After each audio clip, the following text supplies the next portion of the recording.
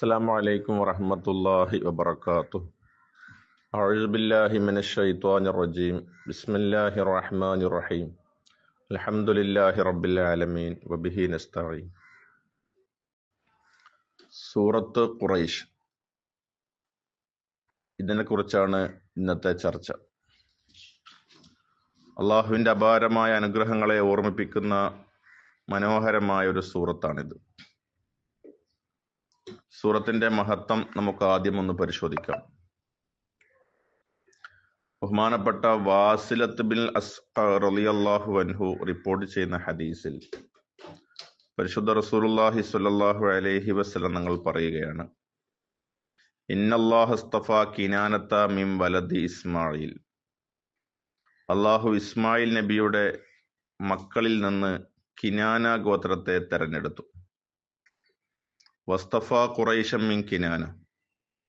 കിനാനയിൽ നിന്ന് ഖുറൈശികളെ തെരഞ്ഞെടുത്തു. വസ്തഫ മിൻ ഖുറൈശിൻ ബനി ഹാഷിം.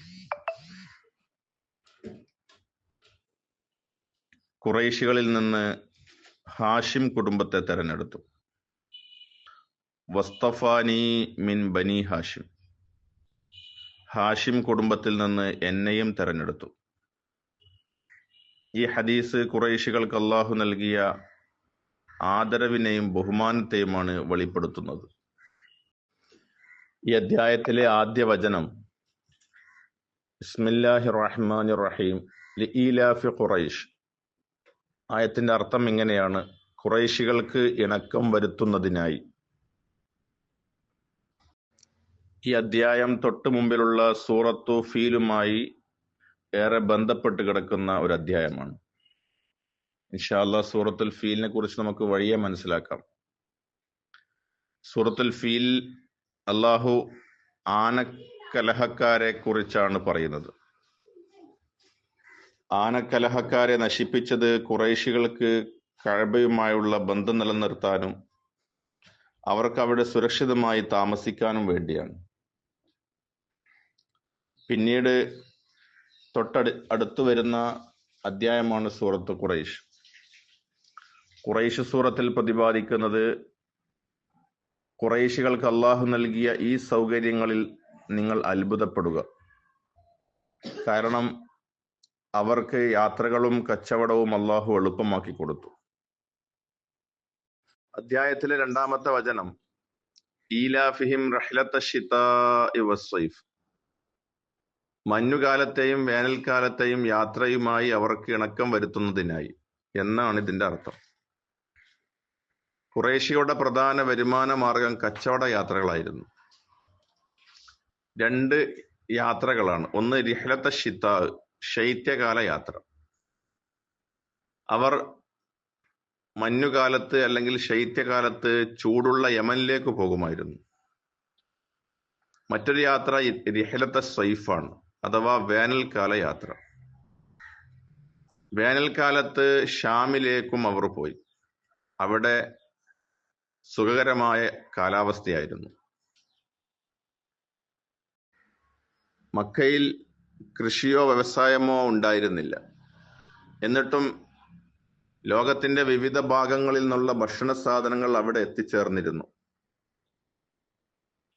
ഹറമിൽ താമസിക്കുന്നവരായതുകൊണ്ട്, അല്ലെങ്കിൽ ഹറമിന്റെ പരിസരത്ത് താമസിക്കുന്നവരായതുകൊണ്ട് വഴിയിൽ കച്ചവടക്കാർ പോലും കൊള്ളക്കാർ പോലും ഖുറൈശികളെ ഉപദ്രവിച്ചിരുന്നില്ല. ഈ ഒരു ഇണക്കമാണ് അള്ളാഹു വലിയൊരു അനുഗ്രഹമായി ഇവിടെ ഊന്നി പറയുന്നത്. അള്ളാഹു അവർക്ക് നൽകിയ രണ്ട് വലിയ അനുഗ്രഹങ്ങളെ ഓർമ്മപ്പെടുത്തലാണ്. അള്ളാഹു നൽകിയ ഭക്ഷണവും സുരക്ഷിതത്വവും. അത് അവരെ സംബന്ധിച്ച് ഏറ്റവും വലിയ അനുഗ്രഹങ്ങളാണ്. അവർ എന്നല്ല, എല്ലാവർക്കും വലിയ അനുഗ്രഹമാണ്. മറ്റൊന്ന് തുടർഭാഗങ്ങളിൽ പറയുന്നത് അനുഗ്രഹങ്ങൾക്ക് നന്ദി ചെയ്യണമെന്നതിനെ കുറിച്ചാണ്. മക്കയിൽ കൃഷിയോ വ്യവസായമോ ഉണ്ടായിരുന്നില്ല. എന്നിട്ടും ലോകത്തിന്റെ വിവിധ ഭാഗങ്ങളിൽ നിന്നുള്ള ഭക്ഷണ സാധനങ്ങൾ അവിടെ എത്തിച്ചേർന്നിരുന്നു. ഹറമിൽ താമസിക്കുന്നവരായതുകൊണ്ട്, അല്ലെങ്കിൽ ഹറമിന്റെ പരിസരത്ത് താമസിക്കുന്നവരായതുകൊണ്ട് വഴിയിൽ കച്ചവടക്കാർ പോലും കൊള്ളക്കാർ പോലും ഖുറൈശികളെ ഉപദ്രവിച്ചിരുന്നില്ല. ഈ ഒരു ഇണക്കമാണ് അള്ളാഹു വലിയൊരു അനുഗ്രഹമായി ഇവിടെ ഊന്നി പറയുന്നത്. ഒന്ന് അമ്നാണ്, ഭയമില്ലാത്ത യാത്രകൾ. ഖുറൈശികൾ ശൈത്യകാലത്ത് യമനിലേക്കും വേനൽക്കാലത്ത് ഷാമിലേക്കും പോയിരുന്നത് വെറുമൊരു യാത്രയായിരുന്നില്ല.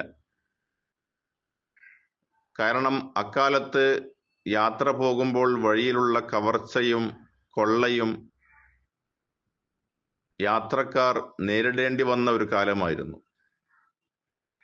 അങ്ങനെയുള്ള ഒരു പ്രതികൂല സാഹചര്യത്തിൽ അവർക്ക് ആ യാത്രകൾ സുഖകരമാക്കി കൊടുത്തതും ആ യാത്രകൾ അവർക്ക് ഇണക്കമുള്ളതാക്കി തീർക്കുകയും ചെയ്തത് അള്ളാഹു അവർക്ക് നൽകിയ വലിയൊരു അനുഗ്രഹമാണ്. കാരണം കഅബയുടെ പരിസരവാസികളാണവർ. ലിഅന്നഹും ജീറാനുല്ലാഹി, അള്ളാഹുവിന്റെ കഅബാലയത്തിന്റെ പരിസരവാസികളാണവർ. കഅബയുടെ സംരക്ഷകർ എന്ന നിലയിൽ ലോകം അവരെ ആദരിച്ചു. അതുകൊണ്ട് ഇതിൽ നിന്നും നാം പഠിക്കേണ്ട പാഠം, നമ്മുടെ ജീവിതത്തിലും നാം നടത്തുന്ന ഓരോ യാത്രയും സുരക്ഷിതമാകുന്നത് അത് നമ്മുടെ കഴിവ് കൊണ്ടല്ല, മറിച്ച് അള്ളാഹുവിന്റെ കാവൽ കൊണ്ടാണ്. മറ്റൊരു കാര്യം നാം മനസ്സിലാക്കേണ്ടത് റിസ്ഖിനെ കുറിച്ചാണ്, അഥവാ ഉപജീവനത്തിലെ ക്രമീകരണം. വേനലിലും മഞ്ഞിലും ഒരുപോലെ ഖുറൈശികൾക്ക് അള്ളാഹു ഭക്ഷണം എത്തിച്ചു കൊടുത്തു. നമ്മുടെ ജീവിതത്തിലും പ്രതിസന്ധികൾക്കിടയിൽ വഴി തുറന്നു തരാറുണ്ട് പടച്ചവൻ.